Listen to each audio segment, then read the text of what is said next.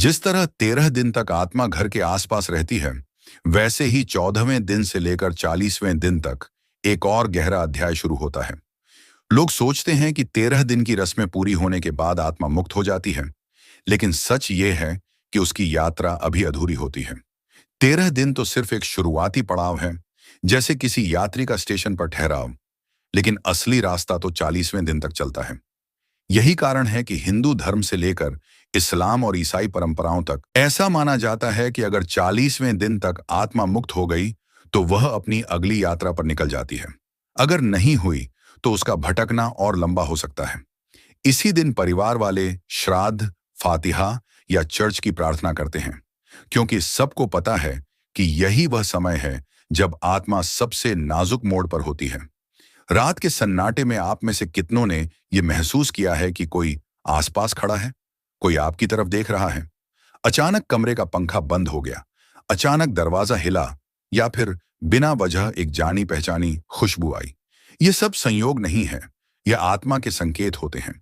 खासकर 40वें दिन से पहले ये संकेत और गहरे हो जाते हैं, क्योंकि आत्मा अभी भी उस सीमा पर है जहां उसे मोह भी है और मुक्ति की चाह भी। ओशो कहा करते थे, मृत्यु अंत नहीं है, यह सिर्फ दरवाजा है।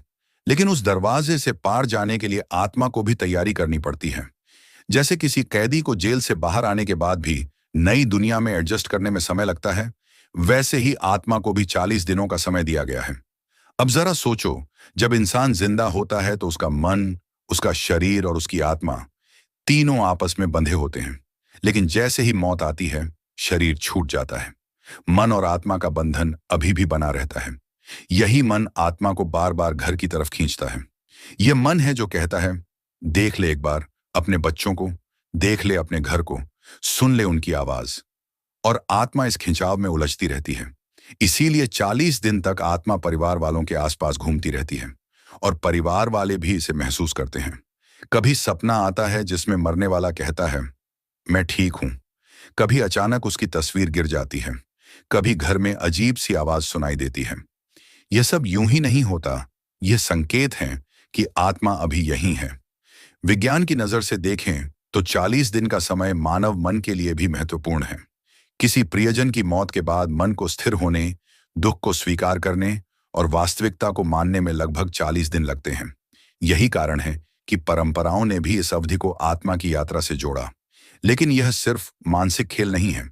जो लोग गहरे ध्यान में गए हैं, जिन्होंने अपनी चेतना को विस्तृत किया है, वे कहते हैं कि आत्मा की उपस्थिति वास्तविक है। ओशो ने कहा था, अगर तुम शांत बैठो, ध्यान में बैठो, तो तुम्हें महसूस होगा कि आसपास एक ऊर्जा मंडरा रही है। यह ऊर्जा ही आत्मा है। और फिर 40वें दिन आत्मा का फैसला होता है। अगर वह मोह में फंसी रह गई तो वह भटकने लगती है।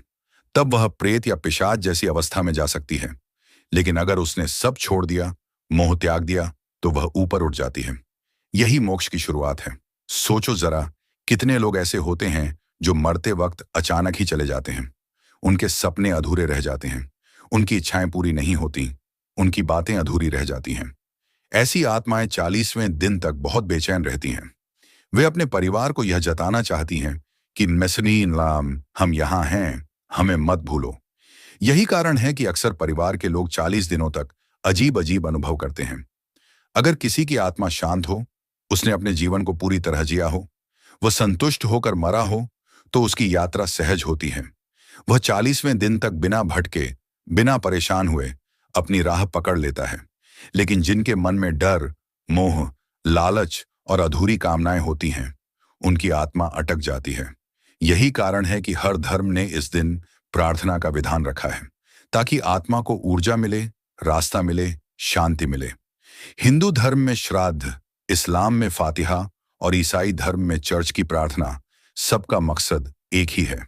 अब जरा कल्पना करो, आधी रात का समय है, घर में सन्नाटा है, सब सोए हुए हैं, और अचानक किसी को ऐसा लगता है कि कोई उसके सिरहाने खड़ा है, कोई धीरे से उसके बालों को छू गया, या कोई उसकी नींद में पुकार रहा है। यही आत्मा के संकेत हैं, और ये संकेत 40 दिनों तक सबसे गहरे रूप में आते हैं। क्या तुमने कभी गौर किया है कि बहुत बार मौत के बाद घर में अचानक से पक्षी बार बार मंडराने लगते हैं, या कुत्ते अचानक भौंकने लगते हैं, या बिल्ली एकटक किसी खाली जगह को देखने लगती है? जानवरों को वह दिखाई देता है जो इंसान की आंखों से छिपा है। यही आत्मा की उपस्थिति है। 40वें दिन के बाद आत्मा का निर्णय हो जाता है। या तो वह ऊपर जाती है या फिर यहीं रुक जाती है। अगर वह यहीं रुक गई तो उसका भटकना सालों तक चल सकता है। यही कारण है कि बहुत से लोग अपने घरों में अजीब अजीब घटनाओं का अनुभव करते हैं। कभी दरवाजा अपने आप खुलना, कभी रात में कदमों की आहट, कभी सपनों में अजीब दृश्य। ओशो ने कहा था, मृत्यु को अगर तुम समझ गए तो जीवन का रहस्य खुद खुल जाएगा। मृत्यु कोई अंत नहीं है। मृत्यु सिर्फ एक यात्रा का दूसरा पड़ाव है और आत्मा 40 दिन तक इसी पड़ाव में ठहरती है। दोस्तों, हमने आज आत्मा, मृत्यु और उसके रहस्यों पर एक लंबी यात्रा की है। लेकिन याद रखो, यह अंत नहीं है। असली सफर तो तब शुरू होता है जब हम भीतर की आंखें खोलते हैं। मृत्यु डरावनी नहीं है। मृत्यु एक द्वार है और आत्मा उस द्वार से होकर नए संसार की ओर बढ़ती है। जो लोग इस रहस्य को समझते हैं, उनके लिए जीवन और मृत्यु दोनों एक उत्सव बन जाते हैं। अब सवाल यह है, क्या तुम इस रहस्य को जानने के लिए तैयार हो?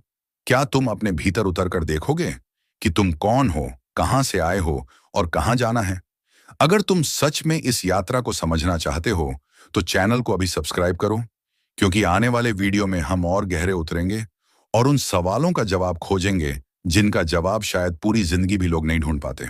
और हाँ, तुम्हारा एक छोटा सा सुपर थैंक्स मेरे लिए बहुत बड़ा आशीर्वाद होगा, क्योंकि जब तुम सुपर थैंक्स देते हो तो ये सिर्फ एक सपोर्ट नहीं होता, ये एक ऊर्जा होती है जो मुझे और ताकत देती है तुम्हारे लिए ऐसी ही गहरी और सच को छूने वाली वीडियो बनाने की। तो अगर दिल से लगा हो कि यह वीडियो तुम्हें छू गई है, तो एक सुपर थैंक्स जरूर करना।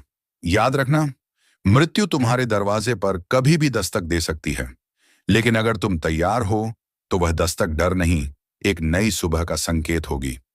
तो अगली मुलाकात तक अपने भीतर झांको, ध्यान करो और जीवन को पूरी गहराई से जियो, क्योंकि जो मरने से पहले जीना सीख लेता है, वह मरने के बाद भी अमर हो जाता है।